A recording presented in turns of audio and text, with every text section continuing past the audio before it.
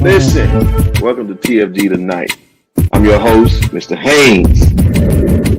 Everybody in that place. But once he out of here, guess what? Pop!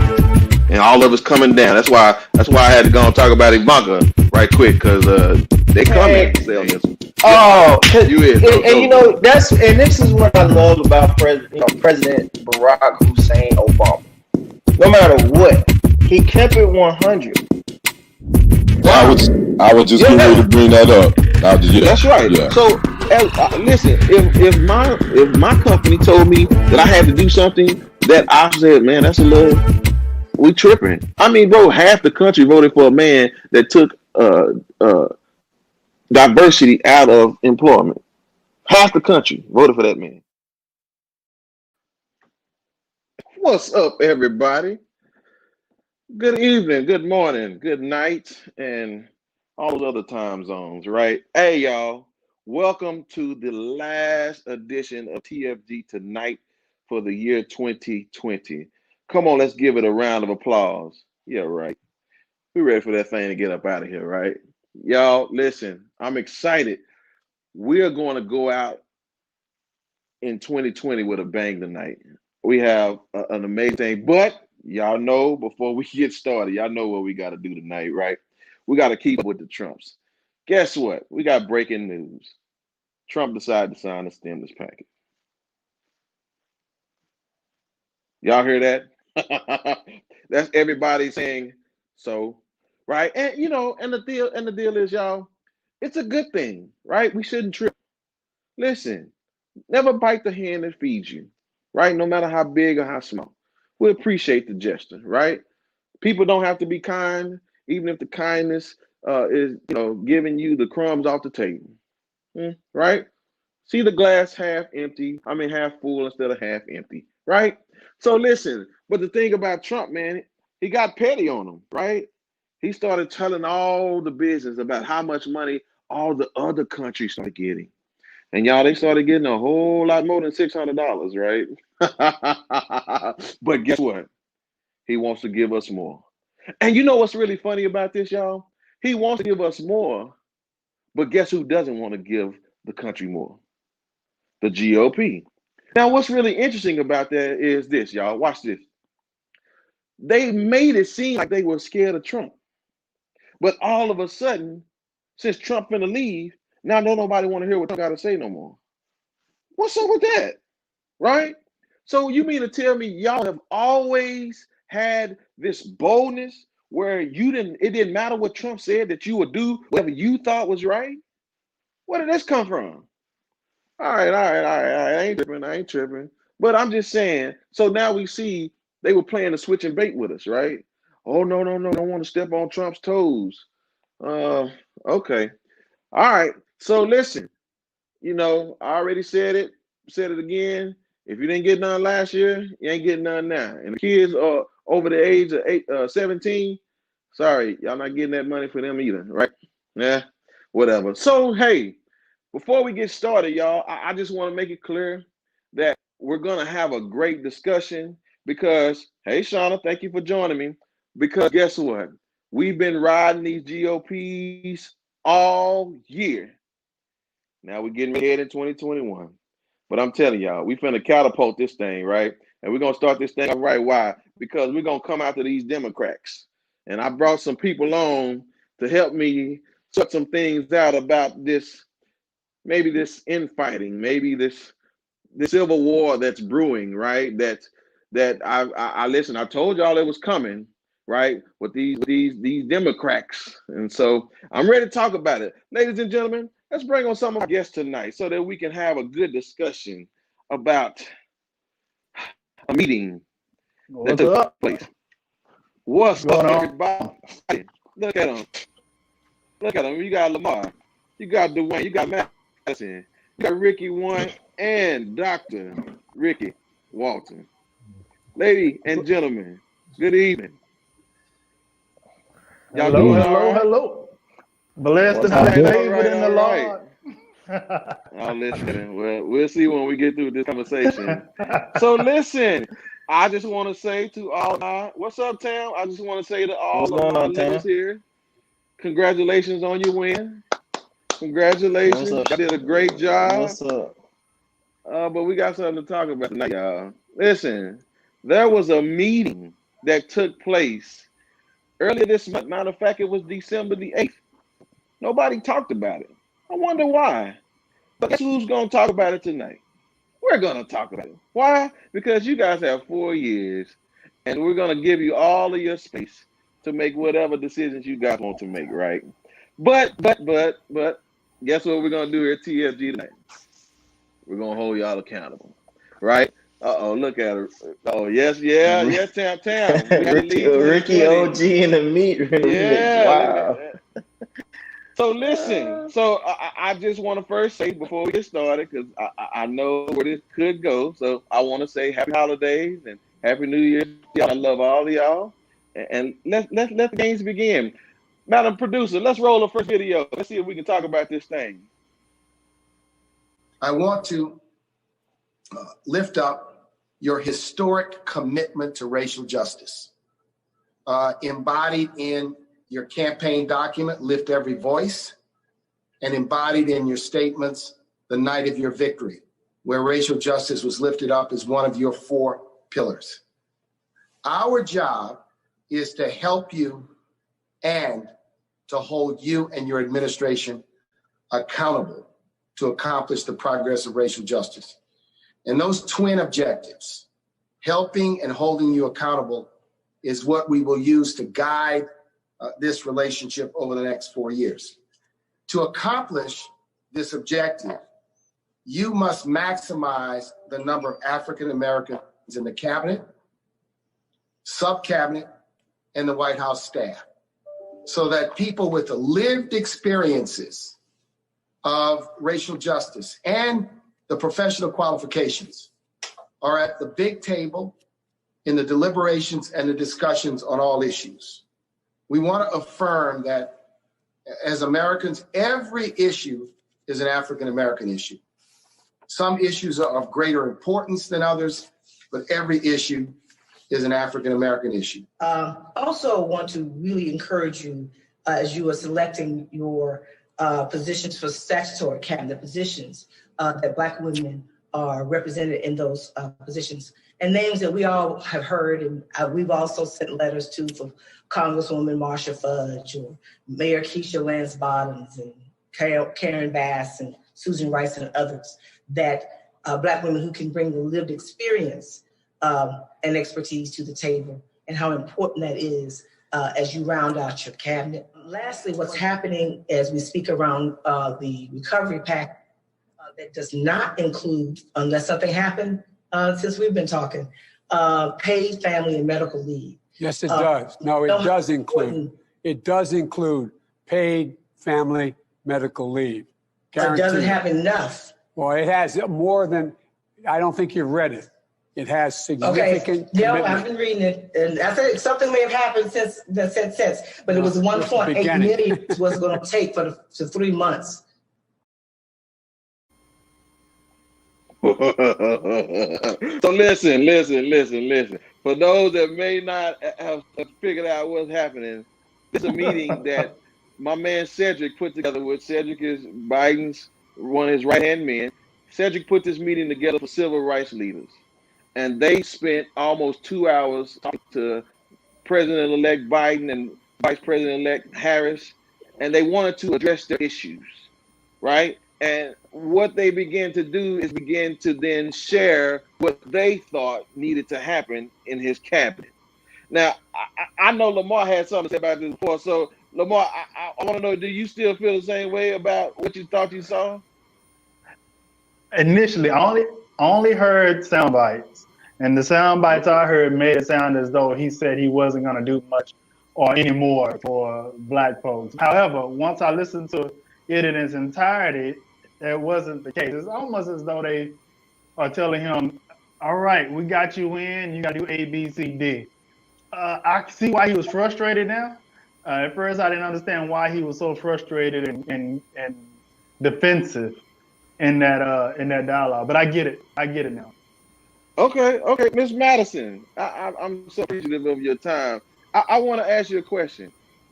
is this the right way to go about having a conversation with our next president about what we believe we want as a Black community? Yes. Yes, Okay. yes, it is. Okay. And I'll tell you why. Sure. Because Joe Biden, and with all due respect to the president-elect Joe Biden, he is a white male of a certain age, and a white male of a certain age with a certain amount of privilege. If he doesn't hear it from us, he's not going to hear it. And he may need to hear it in ways that are uncomfortable for him.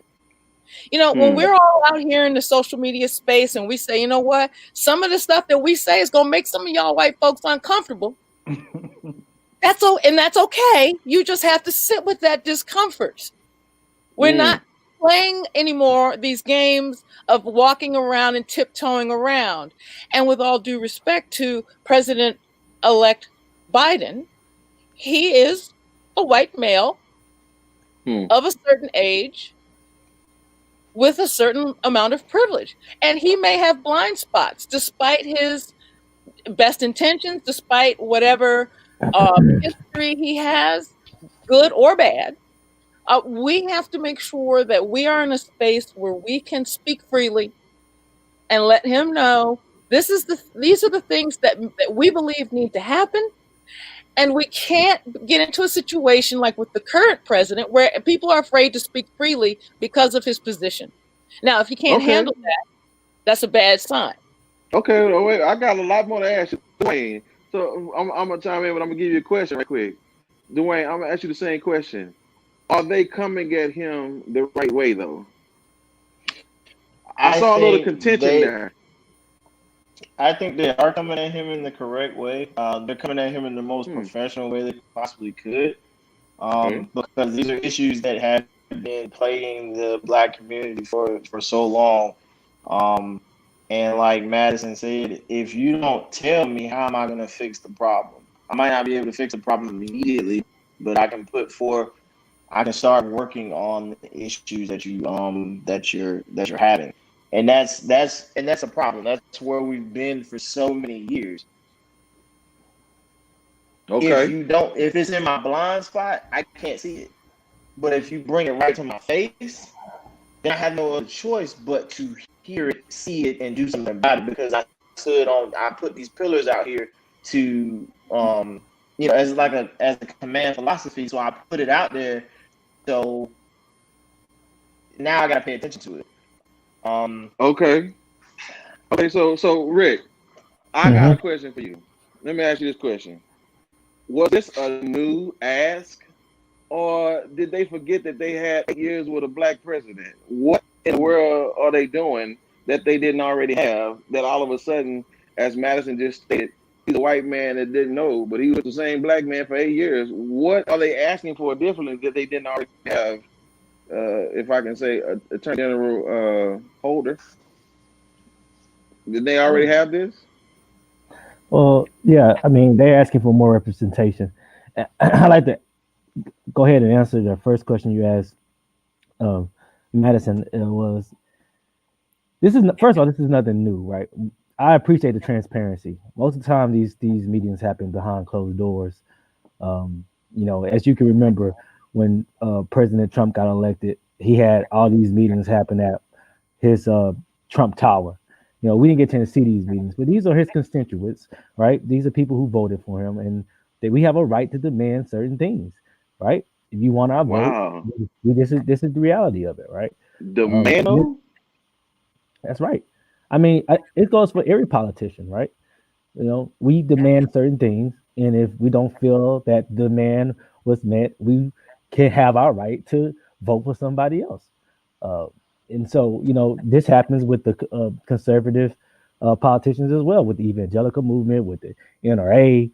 It's nothing new. It's not different. So I don't think that this is totally out of the norm, right? And I appreciate the transparency. It happened. Oh, we got a lot more to talk about. But no, Obama had a diverse cabinet. Very diverse. I think we're asking. Listen, we're not the only minorities asking for more diversity in the Biden and Harris administration. The Hispanic community is asking the same thing. The Native American community is asking the same thing. And so it's not nothing new. We want that representation so we can have our needs in our communities met. Okay, Dr. Walter, I want to ask you this from your perspective. Are we being selfish as Black people to, as Ricky said, demand these things where they've already had 8 years of what they've already asked for as it relates to a diverse presidential cabinet, and they feel as though this is the first time this is about to happen? And then on top of that, you have a young lady that's actually going against the president concerning his policies as though she is reprimanding him for not doing enough. Is this really where we're headed? This is the positive. Well, first of all, he's not president yet. He's president-elect. Secondly, Biden does not have a stellar history or record with Black civil rights, things that were pro-Black before he became vice president.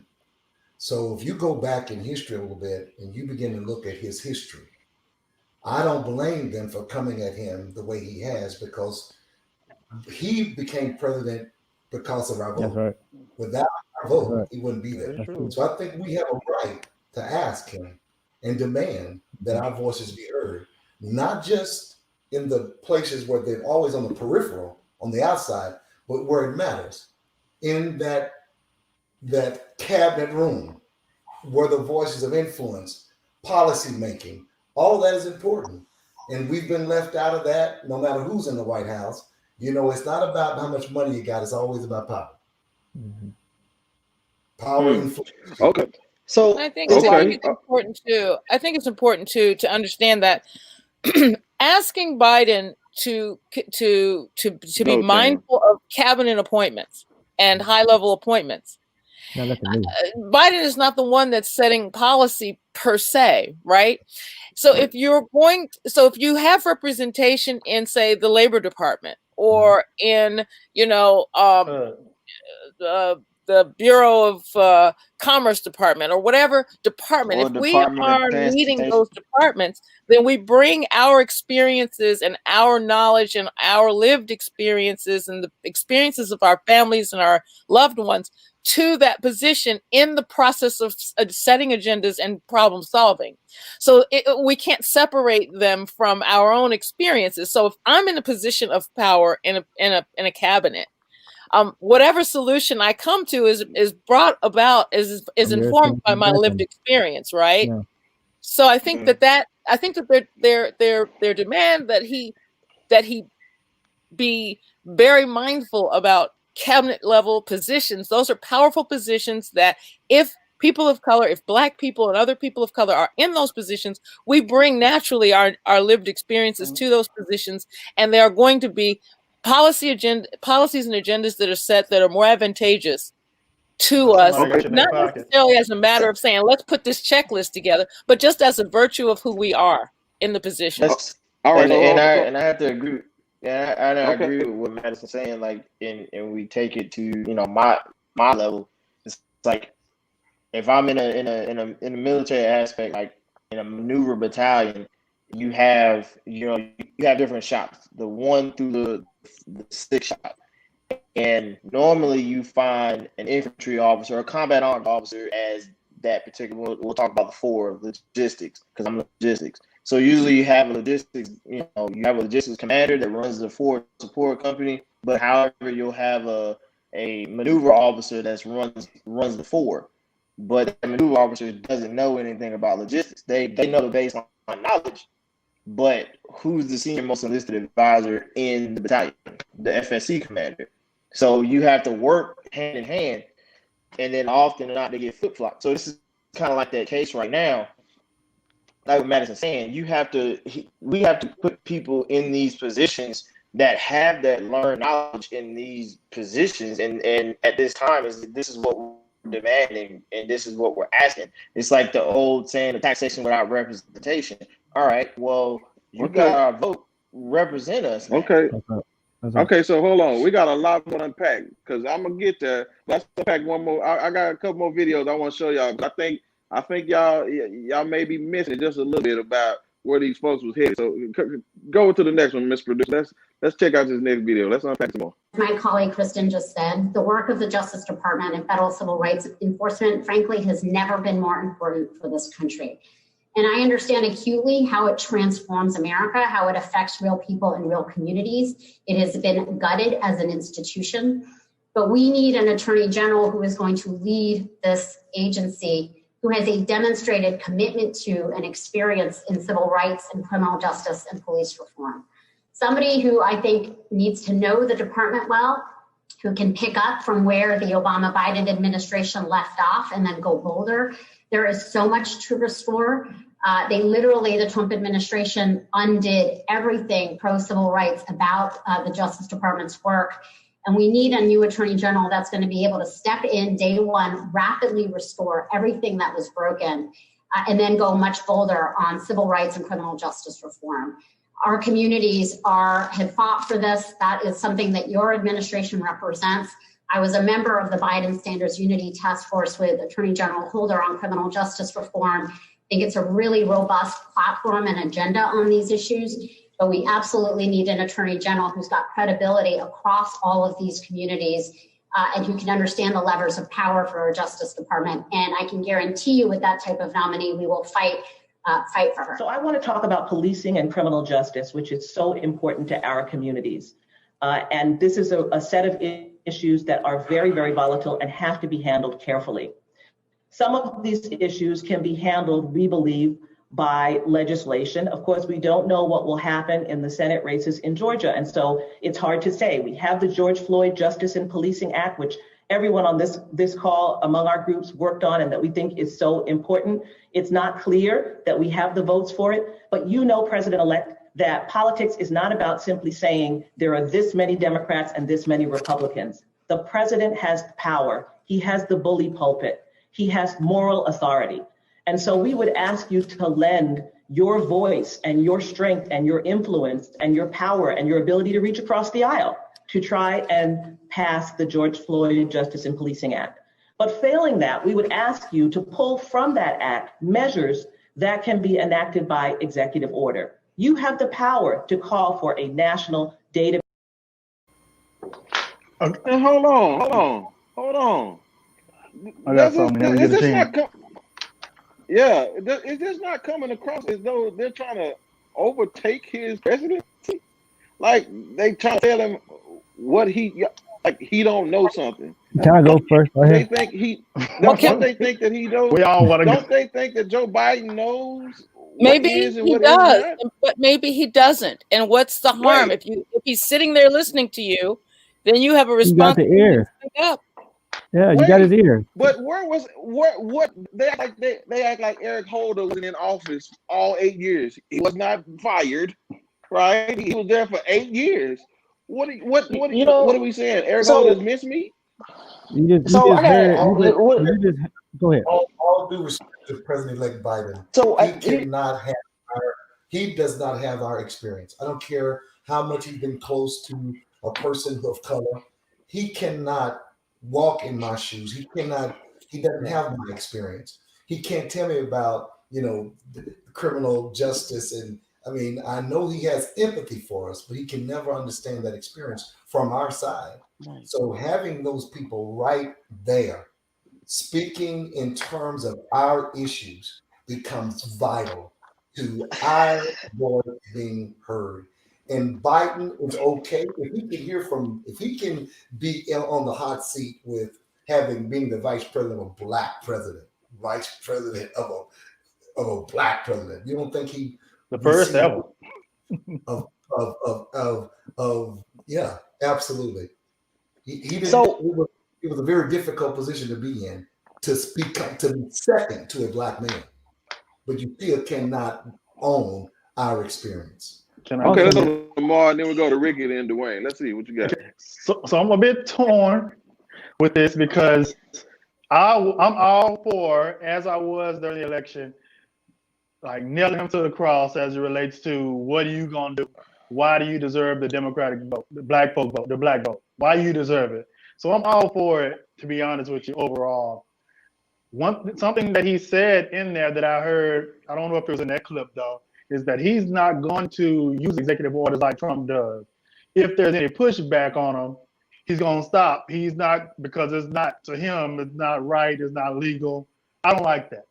I think Trump has opened the curtain and showed there's a whole lot more you can do in that position than y'all have said over the past however many years. A whole lot more you can do. Whether you want to be political and not do it, it's up to you. But there's a whole lot you can do as president. Ain't a whole lot you can't, according to what we've seen Trump do. I don't like that. Okay, so Ricky, is Joe playing politics with the black folks right now?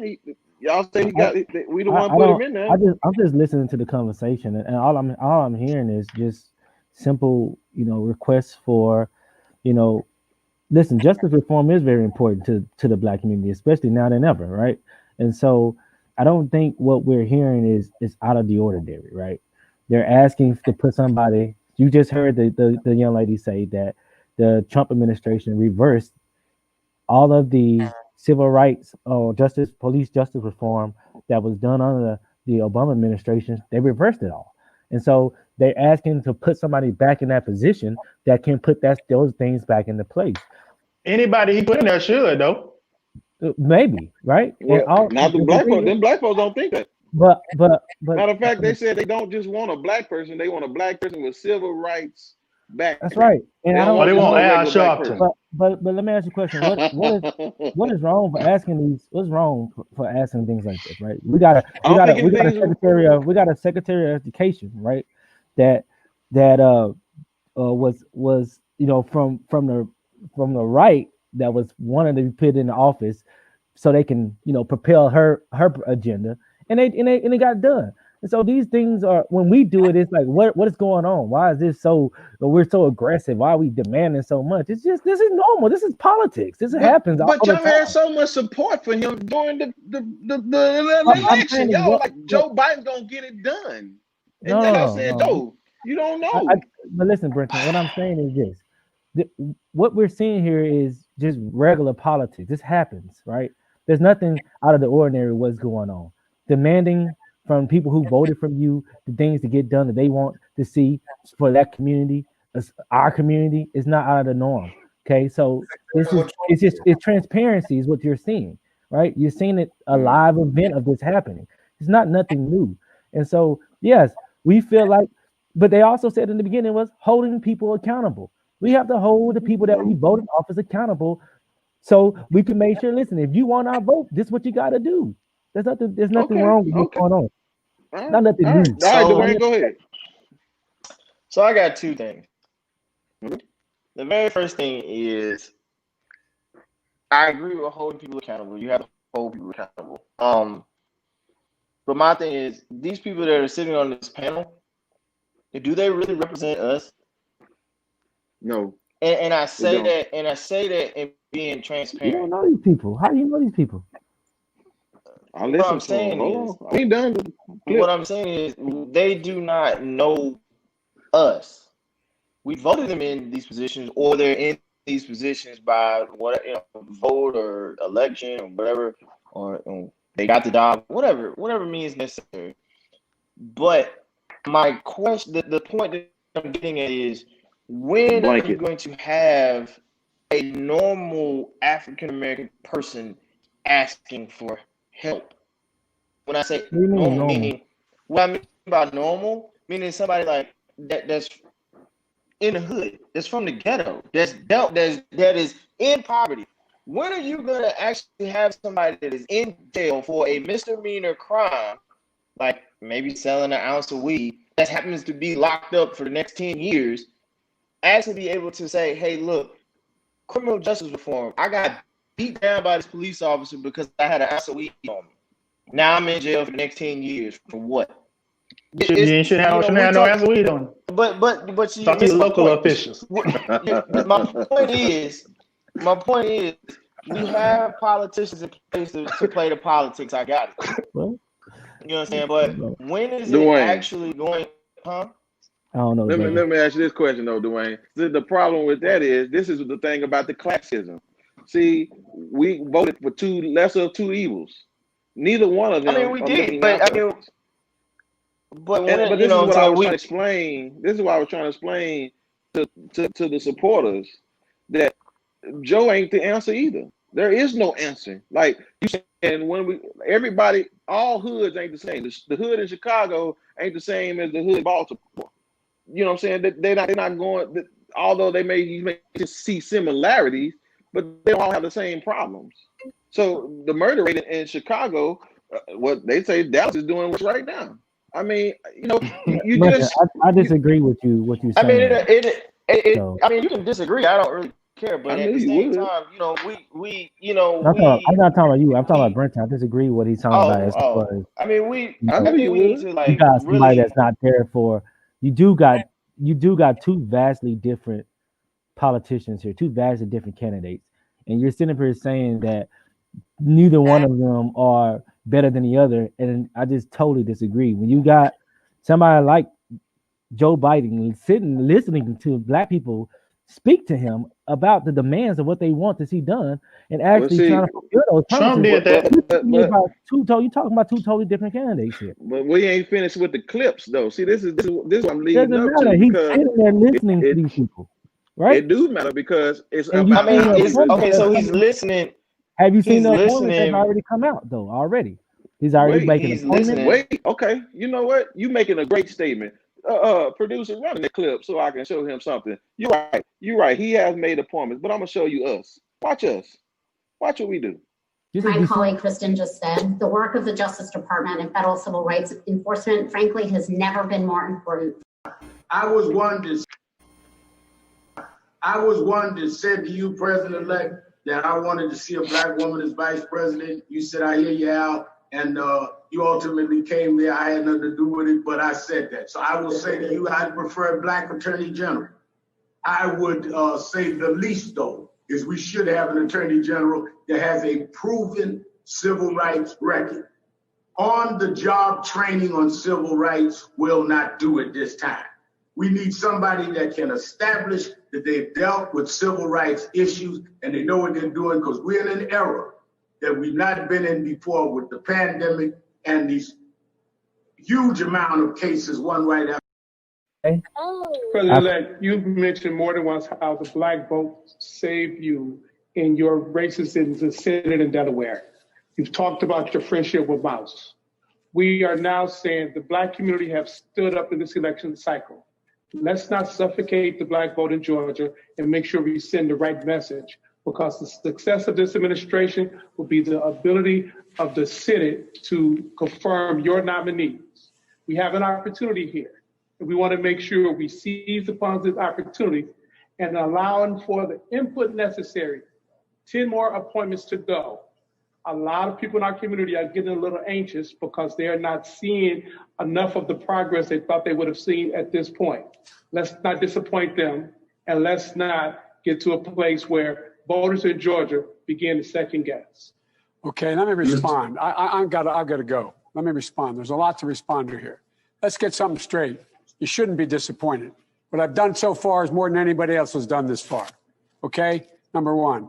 Number two, I mean what I say when I say it. I mean what I say when I say it. I'm the only person who's ever run on 3 platforms that I was told could not possibly win the election, and I never ceased from it. One was on restoring the soul of this country because of what I saw happen in Charlottesville. That was it. No one else was talking about it. The words of presidents matter. Nobody else, no progressive, was talking about it. I did. My son Bo used to have an expression. He'd say, remember, Dad, home base. It ain't worth the job if I can't say what I believe. I didn't want to run this time. I ran this time because of the racist son of a gun who was president of the United States of America. That's why I ran. And you'll remember, a lot of you told me talking about the soul of America was going over people's heads. They didn't know what we're talking about. The words of a president matter. What a president says matters. And you've never seen me shy away. In the middle of the debate, I called him a racist. In the middle of the debate with him, I took on white supremacists. I'm the guy that took on every single time somebody was threatened in this country. The only white boy you know who did it, period, out there. Every single time. So look, all I'm saying here is, guys and ladies, we're on the same exact page. The same exact page. We talked about. Hold on. This is us. You see what he said? Don't disappoint us. Do you think that man heard anything they had to say positive, and he come with "don't disappoint us"? Madison, or is Joe Biden already disappointing us? Like Dr. Walter said, he's not even president yet, and we're already disappointed. What's up, y'all? I would say so. I would say that we're allowed to have a spirited family debate. Now, we're allowed to have a spirited family debate, and yes, it did get a little spicy, and I think that's okay. Yeah. I would have been much more concerned if he hadn't, responded in a passionate way. We don't always have to agree with each other. The people on the panel were like, "Hey, this is what you need to do." I mean, they came at him, and he came back at them. This is respect. This is how you talk to people who at least you can have a robust debate with. The bottom line is, okay, if all else fails, here's what we know about politics and about politicians.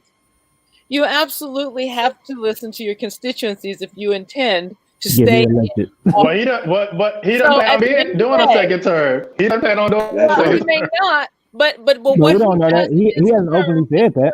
What he does in his term is going to inure to I have my opinions about who's going to be next, but I'm not going to get into that. But what he does or does not do is going to inure to the next person who comes along. Now, here's the bottom line. Again, as I said before, Joe is a white man of a certain age.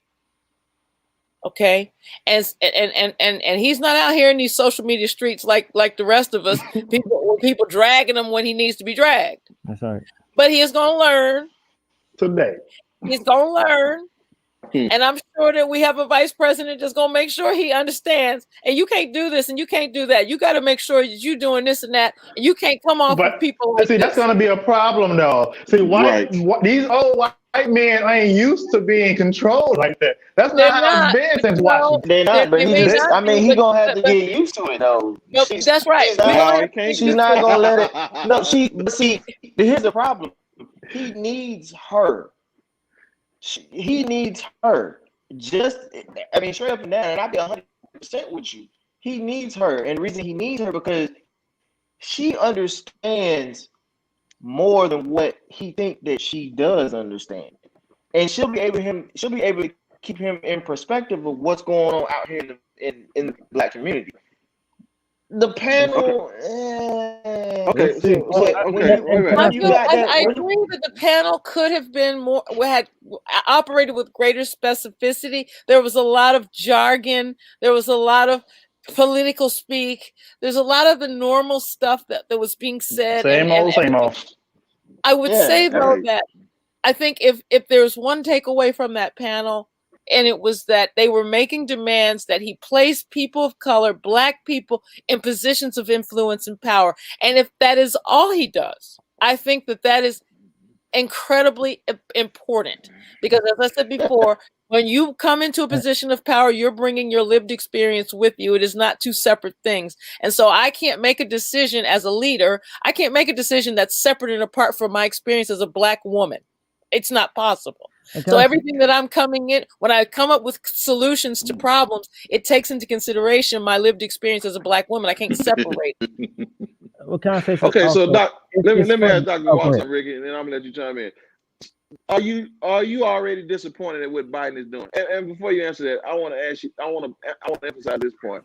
He made a statement. He said, "Y'all want me to put Black people as number one."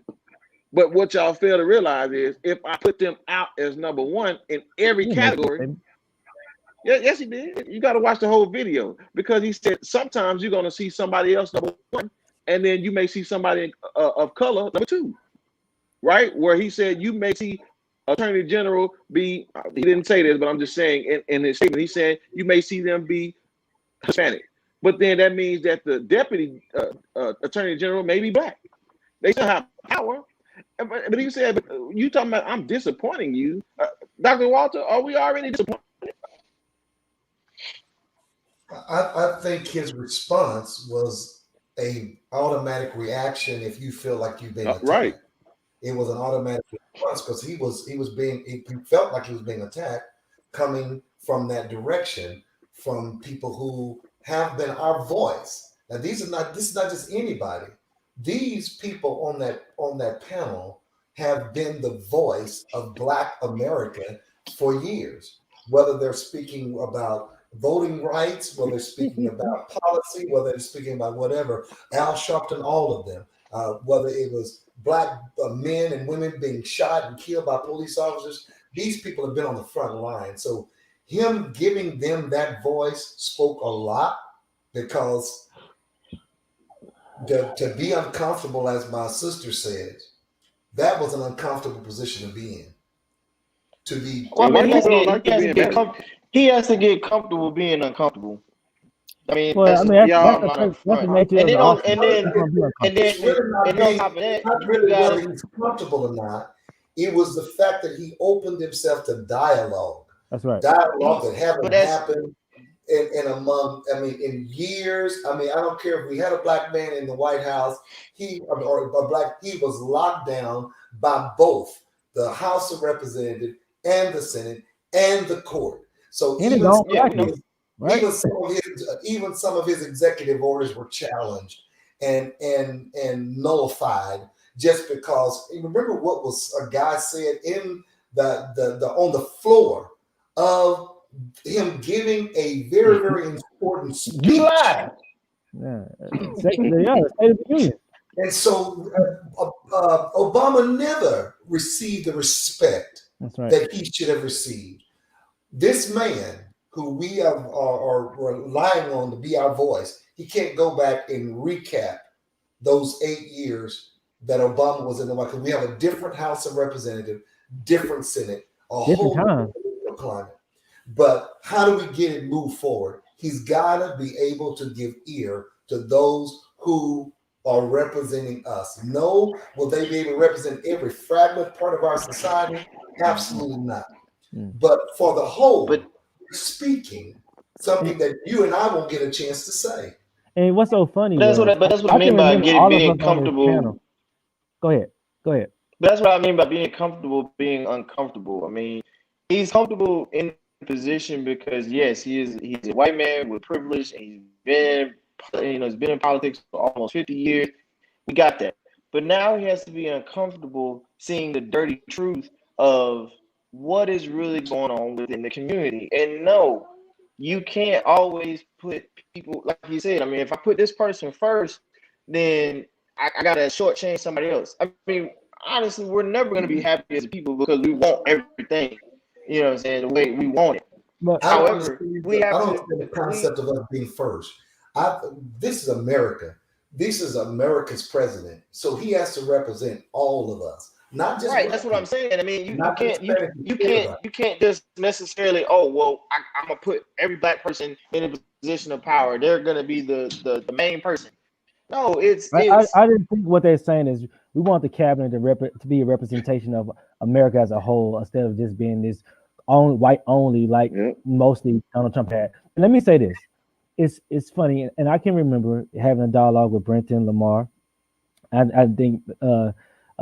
Most of us was on the panel as we were talking about months before Joe Biden became president-elect, when we knew he was the nominee of the Black community holding him to the fire, right? Yes. And we really were strong on that. Like we cannot. I mean, let's be honest. Joe Biden would not be president if it wasn't for us, right? I think Dr. Walter said it. If it wasn't for Black people in Georgia, Black people in Arizona, Black people in Philadelphia, Pennsylvania, in Wisconsin, Nevada, Utah, Michigan, they came out and drove. And so we was having this conversation of the Democratic Party taking the black vote for granted, and we was really talking about how we need. And here we are, and for some reason we've now been too demanding. I don't get it. It's like, well, I want to add too, though, that of the appointments that Joe Biden has made a suggestion that he wants to make, it has been very diverse. It really has. It's been a very diverse. It's been an incredibly beautiful representation of the diversity of our country. We have someone he wants to be the Secretary of Defense, black man. That would be a first. Exactly, retired. We've got, you know, the labor department. Women on there. Got so where did disappointment come from, though? These people said you're gonna be disappointed because they wanted an all-black cabinet, which I don't even want. That's right. That's right. Right. But that's the problem. That's the problem. I really feel that Joe Biden's reaction in that last clip was warranted because the people that he has put forth as saying, I want this person in this position and that person in that position, it has really been a refreshingly diverse group of people across racial and ethnic groups, across sexual orientations. I'm seeing a true representation of what our country actually looks like. And I don't remember any president. Well, Dr. Walker, a guy who's same-sex marriage in a cabinet post. That's right. People exactly. Name Buddha Judge. But watch this, y'all. This is my problem. We have now opened a new can of worms, right? Where everybody is not going to get everything they want. And then what that says is that everybody's not going to get new. And that's fine. You're not going to get everything you want. This is not new. But that's what I'm saying. Let's take back. This is not new. This has been going on. This is how you negotiate. This is how it works, right? No, when it comes to negotiation, you got to put something on the table to get something. You got to be willing to lose something. This is how you negotiate. This should have been done before. When two people are negotiating, one person puts a price, the other person puts another price, and then you sort of haggle it down. But yes, you're right. But I'm gonna tell y'all something that's the problem with black people dealing with politics. The problem with us is our aggression and our demand. And what y'all say is uncomfortable. I'm telling y'all, if don't nobody listen to me, white people don't like to be embarrassed, right? That was one of the things we were talking about with Kamala Harris. I mean, but it's when they come in, hold on. But this is the problem. When they come to him and they say, "Don't disappoint us," you see how he responded, and that was tempered. No. Listen, man, I think he told Kamala, he said, "I know you think I'm crazy, but that's okay." He was mad, and you know why? It was because we got a white racist in the White House right now. I think Joe is racist, to be honest with you. Well, he could be. Like I told you, he doesn't have a stellar history. He passed laws and voted for legislation that was not pro-black in his past history. But that was that time in where we were in a different time and place. I think right now, when we begin to look at where we are today, we get a chance to put. When have we been able to talk to somebody out there? Obama. Well, Trump. This isn't 2008. This isn't 2008. There's so many things. And we didn't really have him. Here's the reality. It's not 2008. And we do have to remember this. Barack Obama, when he was elected president, no matter how you want to slice it, no matter how you want to put it, he was a black man. And he was the first black man elected president of the United States. And with that comes certain amount of hindrances that he was inhibited by. Joe Biden, I said it again, I'll say it again. He's a white man of a certain age, and that carries certain privilege. There are things that Joe Biden will be able to do that Obama would not have been able to do, regardless of skin color, because he's white. That's right. Just like a white man can walk in and doesn't get stopped for going into a store. Privilege has its privileges, and there are things that Joe Biden could say on the campaign trail that Obama could not, because as soon as Obama did it, the black people trying to do everything. If Obama had come out and done certain things while he was president, he would have been castigated for it. The privilege of being a white old man in the position of president, actually part of the reason why Joe Biden can appoint black people as the heads of these cabinets, the reason he can do that and Obama couldn't, was because if Obama had done it, they would have been like, oh, he's just doing everything for the black people. But Biden can do it because he's white and because he's male, and he can come and say, I need to have a cabinet that represents this country, and if you don't like it, too bad. He's the reason Obama became president. He was the balance. Right. Exactly. But if they don't win Georgia, it is going to be 2008. Talk about how it affects us on the positive and on the negative. We cannot compare Biden to Obama. There's a book about Obama. About from us is done by the white privilege, just not in public. Their voices are heard, and you can see that by the legislation, by the silence and the complicity of not passing laws and things that would be in our best interest. Mitch McConnell not allowing legislation to go forward. I mean, don't you think they're on the golf course and in those rooms negotiating what they want? And matter of fact, if you read the last bill they just passed, there's a lot of junk in there that shouldn't be in there that the white folks wanted. It had nothing to do with black folks or people of color or people who are poor, people who are disenfranchised. Nothing whatsoever to do with that. And I agree with you on that, because like myself, myself being a commander, I'm the only black commander across two battalions. Everybody else is white. I'm not saying that my counterparts are not as good as I am, but I have to work 20 times as harder just to get my voice heard. But they can go in there and say whatever they want to, do whatever they want to, even dress however they want to, and it's okay. And like Madison said, that's the privilege that's been around for centuries. I have to do 20 times more just to get one thing done, as opposed to them saying 20 things and 15 of those things will get done and be accepted. And it's fine. It's perfectly fine. So, we're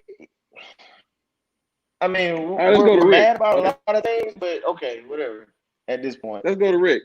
Okay, Rick, what you got? I was going to say there's a book, and I can't remember the name of it, but it talks about how polarizing Obama was as president just because of the color of his skin, and how he was held back, how he restrained himself from even having a dialogue or open up conversation about certain things that was going on in the black community. Because look what happened the moment Trayvon Martin thing happened.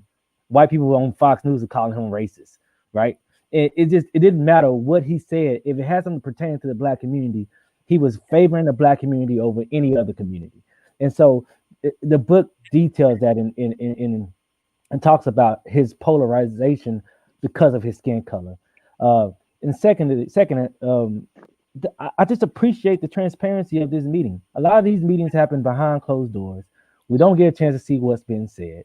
And now we got something on tape, concrete, that we can kind of hold him to the fire of. Like we said, the specifics wasn't there, but there was some, holding these things matter. Having these transparency matters.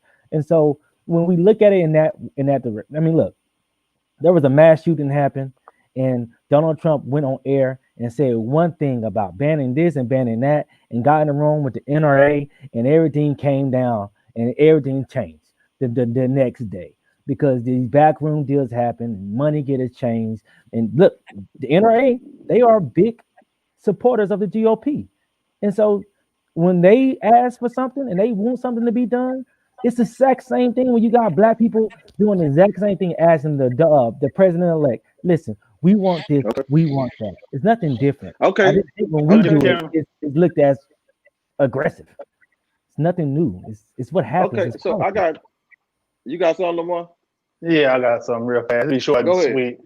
I just feel like, and I got two questions. I need Biden. I hope Biden has the same energy that Trump has. Otherwise, none of these requests are going to happen, because he's going to just keep playing politics, and that Biden has aged in the last old school stuff. He's old school Washington, right? He's been there. He's old school Washington. But That's if right. we look at how things have been going with Trump, they not playing. McConnell and them not playing that game no more. They playing a strong arm game. Whoever's in control is in control. He needs to take advantage of if he gets the House and the Senate. But I don't think he will. Look how many black folk you have in the Senate. It's been that way None. forever. One. And the one lady, black lady gone. That's not anything different. No, you got Tim Scott. You got more. But Lamar, I disagree with Joe Biden when he said he's not going to do executive orders. If they don't win Georgia, the executive orders is going to have to happen. That's how you're going to get stuff passed. But he said he's not going to do them. But he said he's not going to do it. That's right. And he said that he wasn't going to run for president either. And now he's a president. Well, no. So, Okay, so I wouldn't y'all put a getting lot into of my stock in that. Yeah, y'all getting into my questions. I got two questions before we get out of here. Watch this. These are my two questions. I'm gonna let everybody answer. Number one, do y'all really think Joe Biden is gonna let the black folks treat him like a puppet? I heard Madison, and you're right. You're right. But Obama couldn't get what Biden get done. But do y'all really think that Biden gonna let us manipulate him into doing exactly what? Well, yes, it is. That's manipulation. When you want to coerce somebody into doing what Barack didn't do. He is an elected official. Hold on. And secondly, is the people that's not gonna get what they want from the black community gonna be okay with the black community that is gonna get what they want, or is there gonna be some infighting? See, we're opening up this really Pandora's box of problems that we have in our community, where this is about classism, right? Those people are disappointed because they don't have an all-black band. We just said here, it's not a problem. Listen, we'll take what we can get. They're going to be puppeteers that's pushing. That's what politics is. It's about negotiating and who has the more leverage. But are we going to be okay with that? What you think, Lamar? Are we going to be all right with that? I don't think black folk as a whole are going to be all right with that. I don't think we're trying Biden's to going to allow black folks to treat him as a puppet. Black people. Nor do I think he's going to do any of the stuff that he's saying he's going to do. I just don't see it. He's not trying to get Dr. Walter, that's what they asked for. They asked for the Attorney General. Those people on that panel was not asking for him to fill every. They wasn't. It ain't but 15 cabinet positions. You can't give all of them to black folk. But they were disappointed. I mean, see, but you gotta it don't make sense at all. You ain't got that. You got the 15.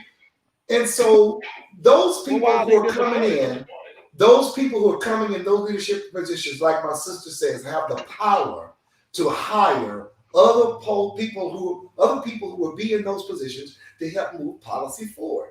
To have an ear at Biden's they can have Biden's ear. So it's not just the 15 cabinet members. Okay, there's a lot more. There's hundreds of thousands of people that works for our executive branch of government that are behind the scenes and doing all the legwork and the research and all that kind of stuff. Those positions are as important to me. Chief of staff should have been black. A person in that cabinet sitting at the White House because they have Walter. But if that's the case, hold on, Matt. I'm gonna let you have it. Hold on, Matt. Let me let you have it. Dr. Walter, I'm gonna ask you a question. If you think that they didn't want an all-black cabinet, then what did they mean by being disappointed? I did not hear them say that they wanted every cabinet. I didn't hear that either. That's ridiculous. Then what do you think they're disappointed about? Here's the reality. Nobody sitting in that room. Nobody sitting in that room was born last night. That's right. All of the people in that room are politically sophisticated. They've been around for more than a moment. Biden been around for more than a moment. All of those people are politically sophisticated. Nobody sitting there believes that they're going to get everything that they want. That doesn't happen in politics. It doesn't happen in politics. And nobody is sitting at that table in that panel had that expectation. I promise you. Biden is not going to give them everything they want. He's going to do some of it where he finds it appropriate and what he can do. And he's already doing that. And there are some things that he is not going to be able to accommodate as part of whatever it is that you're suggesting that they want an all-black cabinet. I didn't hear that, but I do hear them advocating very strongly for black people in cabinet positions. Some of that's going to happen. He's already done some of that in terms of made indications of who he wants to be placed in position, and some of that's not going to happen. And nobody sitting in that panel expects every single question, demand that they have, every request that they have to be fulfilled by President-elect Biden. They don't expect it, and they're not going to be disappointed. They're going to say, "Okay, this is on balance. This is really good. This is a negotiation tactic. This is not complicated. This is commonplace in politics, and this is where you start. You ask for the whole shebang. That's right. And then you get part of what you wanted to get. But if you Negotiation ask for one-on-one, right? It's negotiation one-on-one. But it's not negotiation. But if this is how you think when you, I want to know how you negotiating your next job when you go for your job. You know, you always give the high number. They were not negotiating. They were making their voices heard. He gave them an ear to hear. He gave them voice. So he did it transparently. So there was not really any negotiation going in there. You know, negotiation will go out out there in the public like that. That's going through the back doors and the back rooms and all that. So I hear what the people who were on the panel were saying, but they believe me, they had a particular reason and a motive to be there too. Absolutely, that's right. That's exactly right. They had an agenda that they were trying to fulfill, and I was proud of Biden to step back up and put it back in their faces and say, "You guys step back. Look at what I'm doing. I'm doing more than any other president have tried to do. I am taking the hits. I'm taking the blows, and I'm good with that." See, his life, he don't have another 15, 20 years to live, Tony, or to be of value. He's leaving a legacy. He's leaving whenever that we don't have that many presidents, 45 presidents in our history. You leave a legacy, and that's what he's doing. He's leaving a legacy. As a leader, you take, as a leader, you come into a position and you take everything in. You sit back and you take the first 45 to 60 days, and you're gonna hear problems, you're gonna hear gripes, you're gonna hear complaints, you're gonna wish that you're gonna hear, well, can you do this? Can you do that? Make this happen, make this happen. You have to sit back and you have to literally take the most important things that you can affect immediately and then begin to change them one step at a time. I think that the representatives, that panel, they said what they need to say. They voiced our opinions, from their constituents, from wherever they represent. And now it's just up to the point, and now it's just up to the presidential team, meaning the president and vice president-elect, to sit back and take the things that are being brought to the table in our community and begin to work the problem one by one by one. Yes, President-elect Joe Biden has to be comfortable being uncomfortable. He's gonna get hit with heat rounds that we've been wanting to throw for however long now. And as he begins to work his way through the problems, he's gonna deal with things that even his counterparts, white people, that are not going to agree with, because it represents black people. Oh, we don't like that. But okay, that's politics. Like Allison says, it's negotiating. You're going to have to start high. What's so funny is and then you have to come back low. And we forgetting the position that he filled first was his vice president with the black woman. It doesn't matter. It's optics. It's over with now. But it's all optics. It's over with now. He's back. It's all optics. What you saying, Lamar? It's all optics? It's optics. Go ahead, Lamar. Biden already knows what he's going to do. Presidents get opportunity to do one major thing in the time that they have. He's been doing this. He knows more about this than most people that have been running for VP. He's been in the Senate. He knows what he's doing. He's already know what he's going to do. He's listening for optics. That's why they made it public, which is not a normal thing. He wants everybody to believe. I'm going to do all this. I'm going to listen to the blacks, which is probably what he say behind the scenes. I'm going to listen to the blacks. I'm going to listen to the Mexicans. I'm going to listen to all of them. But I already know what I'm going to do, and I know I only got time to do this one thing, which we ain't figured out what that is yet.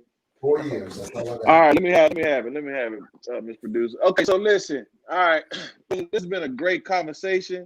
one, I want to say I appreciate everybody for articulating, and I'm giving y'all time to get y'all final thoughts together. So get ready. Right. So this is what I want to say about this whole thing, right?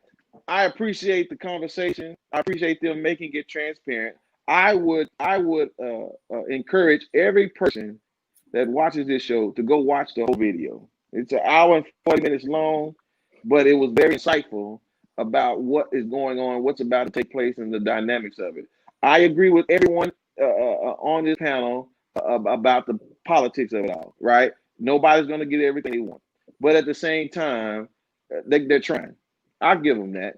But what I am seeing, that I don't think we're not talking a lot about it, but next year we're going to be talking about this, is this brewing or this infighting that's going to take place in our community, right? About what is more important and what is not more important.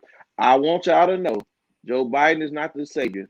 He won't be saving this country, right? He got 4 years. If he lying, say he ain't gonna run 8, but he got 4 years to try to do something. And all I think he's gonna really be doing is doing first black general, first this, first gay this. Okay, you're gonna get a lot of firsts out the way. Congratulations. But he's not gonna fix our problems. You know why? Because they cool with giving us $600 from a whole community, a community of higher class people. What? Thanks to GOP for that. Well, I'm just saying. Well, listen, if he don't win Georgia, y'all can thank everybody because you ain't getting it, right? It's gonna be the last time y'all getting for 2 years.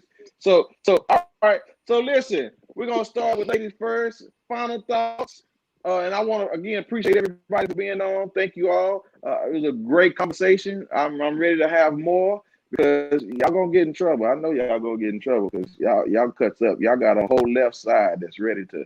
They don't think they're gonna vote Pelosi in. They they already cutting up. So, all right, madam, go ahead, and then we'll go right around. Well, I want to say that you're right. In some ways, Joe Biden is not a savior for this country. We are. Mm-hmm. Every single person who has the ability to vote has the power to save the country, not just with who we elect at the federal level, but who we elect in our local communities and in our states. I think more than ever before, we can see how important the people who we place in our state and local governments how important it is to place the right people in those positions. And so what I would encourage everyone to do is to get involved in your local politics, get involved in your state politics, find out who's on your school board, find out who's in your city and county commission and in your state house, and get active there. You have incredible power there. And if you want to become more involved in a systematic, three-dimensional approach to power acquisition for the American left, please come and visit me at peopleoverpacs.org. Let's get this thing. Let's take it back. Because, we're going to be back here in 4 years. We're going to be back here in 4 years. And we don't want to do that again. In the words of my brother, if he don't die yet. Go on, Rick.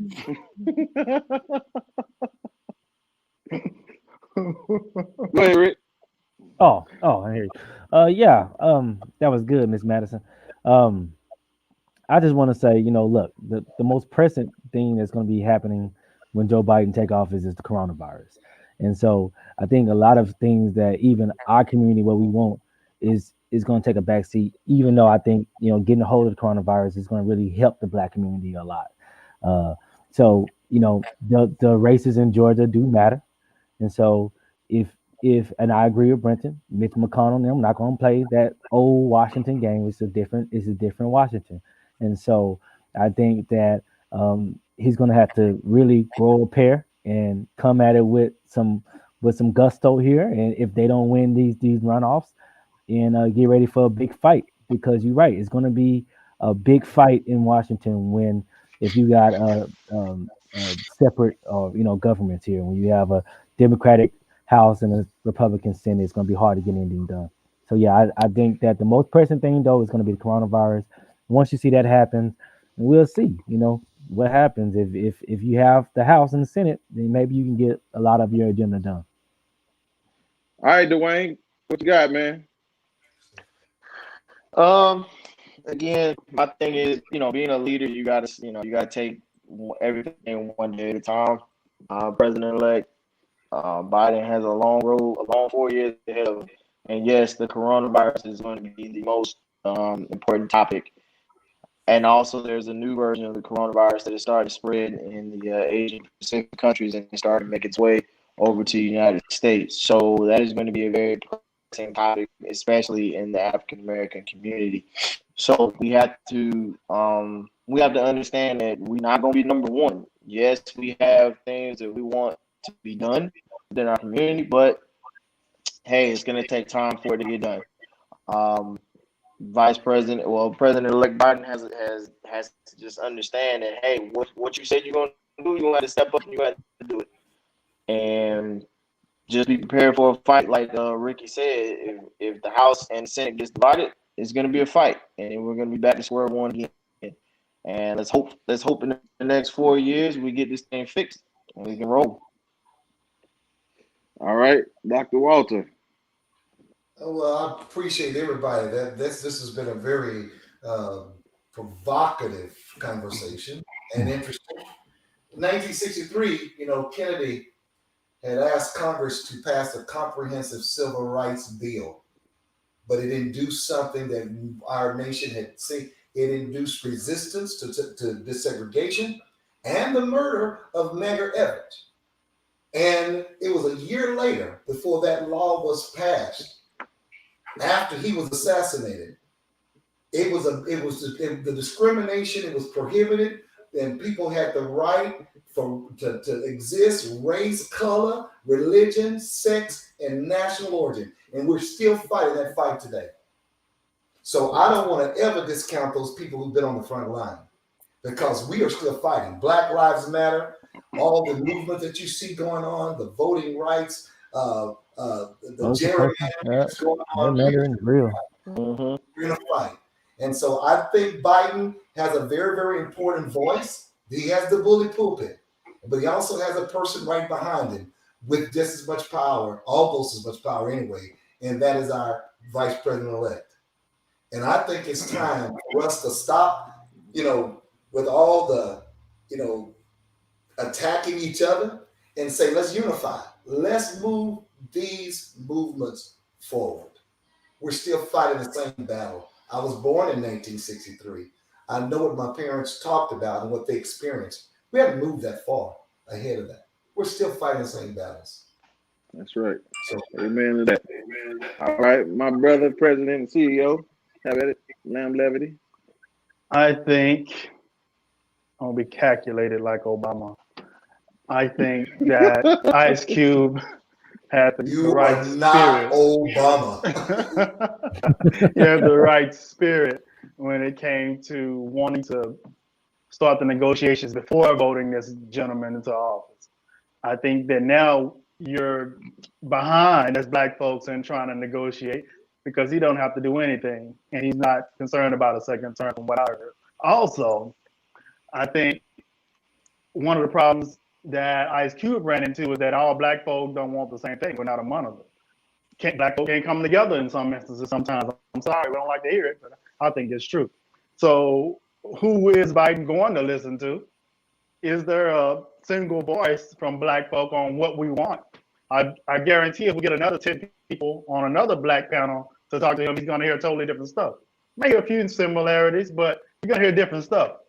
Fiat me, Brenton, and for a few other people I can name, you're going to get different stuff. So I think it's going to be very difficult. I think he already knows what he wants to do, and he's going to listen for optics, but I think he has blinders on as it relates to what he's going to do. He's going to play politics like he's done for the past 4 or 5 decades. That's all I got. All right, ladies and gentlemen, again, I appreciate everyone. Let me have it, madam.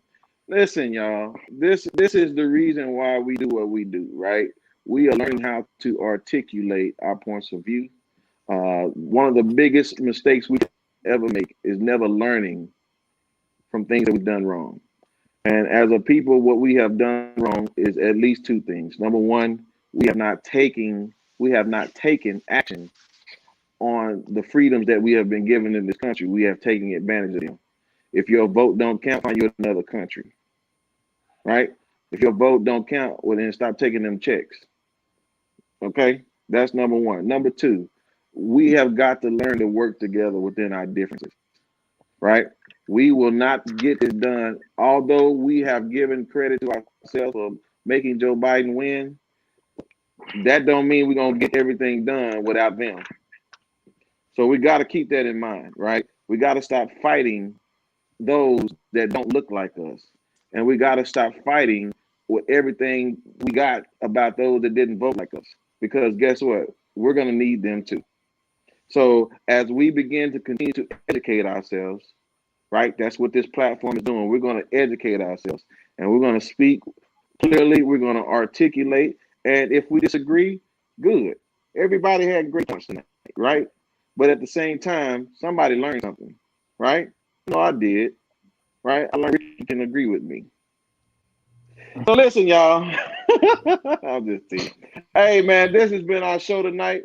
I appreciate you guys. Listen, I won't see y'all till next year, right? But we're going to hit this thing running, all right? So on behalf of everybody on the panel tonight and me, Brenton, we will see y'all in 2021. We are out here.